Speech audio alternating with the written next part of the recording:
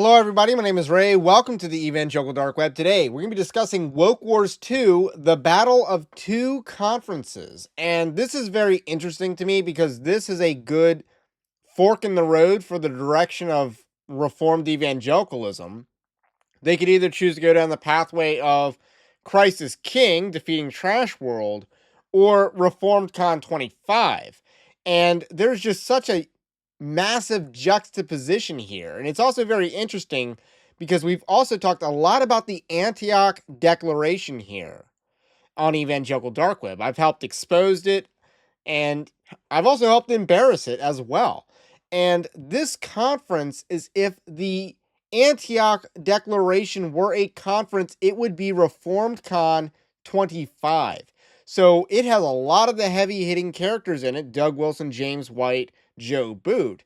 So we're going to dive into this conference and kind of point out the juxtaposition between the two directions in Reformed evangelicalism. But first, I want you to know Evangelical Dark Web is a Christian news gathering and commentary ministry.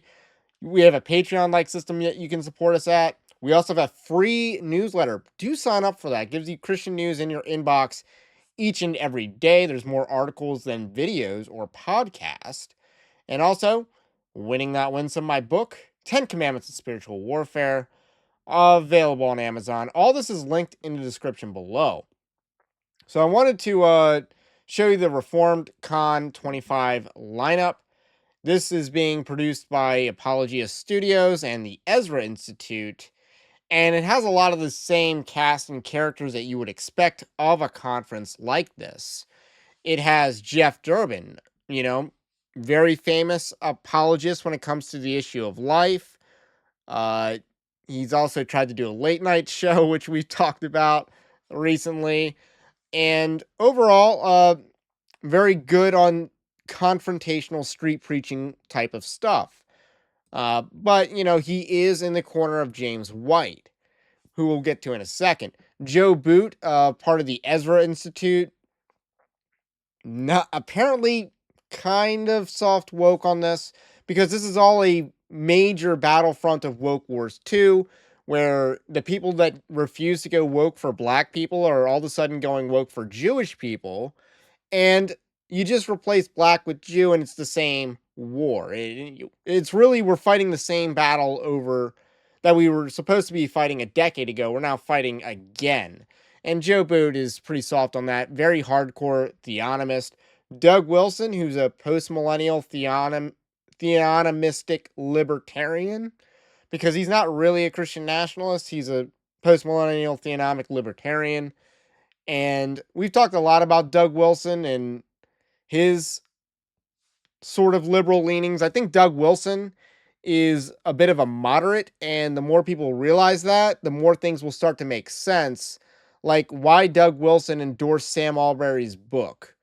Or, why did Doug Wilson peddle side B theology? Well, he's not as base as you would think, but when your comparison is Tim Keller and John Piper, Doug Wilson's going to look pretty base. But now that's no longer the comparison because Tim Keller is dead and John Piper has kind of been reduced in relevancy and stuff like that.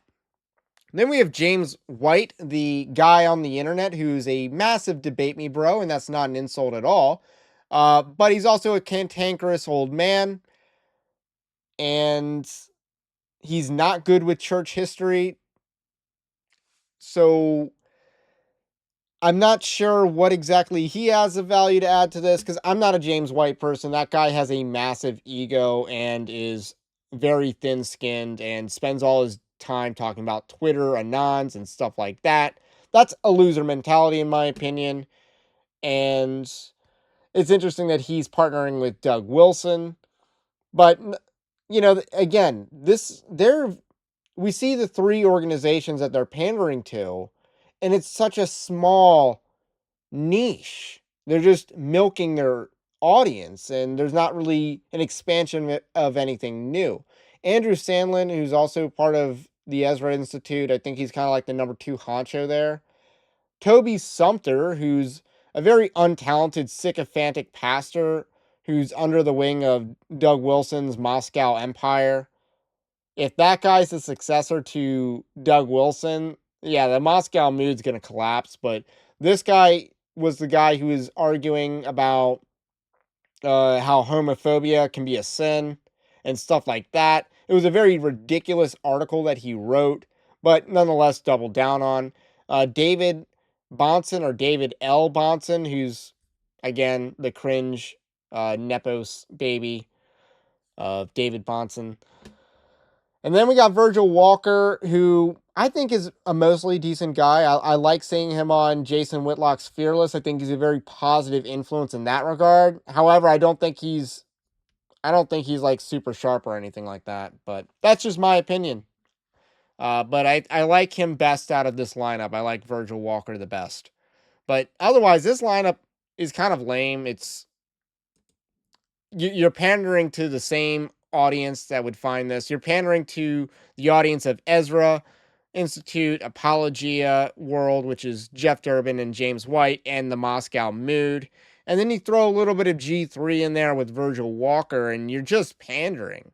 Now, this stands in sharp contrast to the Crisis King How to Defeat Trash World Conference, which has a very broad range. It's like everyone in the world of Christian nationalism, and then you have people like Steve Dace, who's probably the most liberal speaker there. And then you got David Reese, who's kind of the most clownish, controversial speaker there, in my opinion, because of his recent comments on the Trinity, which we wrote about at evangelicaldarkweb.org. And then, of course, Calvin Robinson, the not really Anglican, Anglo Catholic. So that guy's also been a lightning rod of controversy lately because he was in this in this conference. But I really think the reason why he's a controversial figure is not because he's in this conference per se, but it's because before being announced that he was in this conference, he decided to say that Judeo-Christian was a oxymoronic term, and that it was these two religions are incompatible. So he argued against the term Judeo-Christian alongside Joel Webbon, which is why I think they're really going after Calvin Robinson, because his views on Mary and stuff like that, his papal leanings have been the case for over a year, at least, out in the open. Most people knew this. Some are pretending to not have known this, or that there was no way they could have known this, but it was pretty widely known. But this conference is just pretty fantastic. I'll be going to this conference. It's got, Stephen Wolf. It's got John Harris, Eric Kahn, A.D. Robles, Dusty Devers, C.J. Engel, Joel Webbon's the MC, I guess, and also one of the main speakers, Aaron McIntyre. Whew! That guy, I think, is doing really well. Definitely the best pickup the Blaze has had in a few years now. So this conference has a very broad range of audience and appeal, and it's the opposite of the Antioch Declaration Conference that we just discussed. And this conference is more geared towards the layman, and the other conference is more geared towards the clergy. So it just kind of shows like which direction do we want to go in as far as Reformed evangelicalism is concerned. Do we want to, and even the colors are different, like bold colors or faded and muted black and white images. Like the contrast is so severe, even in the marketing of this. And they're also both in April. So there's just a massive contrast going on between the directions of these conferences. And this is Woke Wars 2, the battle of two conferences. Which conference will have a bigger impact? I think that the Crisis King will be the most significant evangelical conference this year. I think last year it might have been the New Christendom Press Conference, which that garnered a lot of attention, that conference. And a lot of the other conferences like Fight Laugh Feast and some of these other, G3, I don't think got nearly as much attention. They're fading in their relevancy. But I think G3 will at least survive because they have a large not online audience. And then, and of course, we also talked about the Evil conference that is the Exiles in Babylon conference. It's a Preston Sprinkle conference. Hopefully, I'll have more to say on Preston Sprinkle later this week.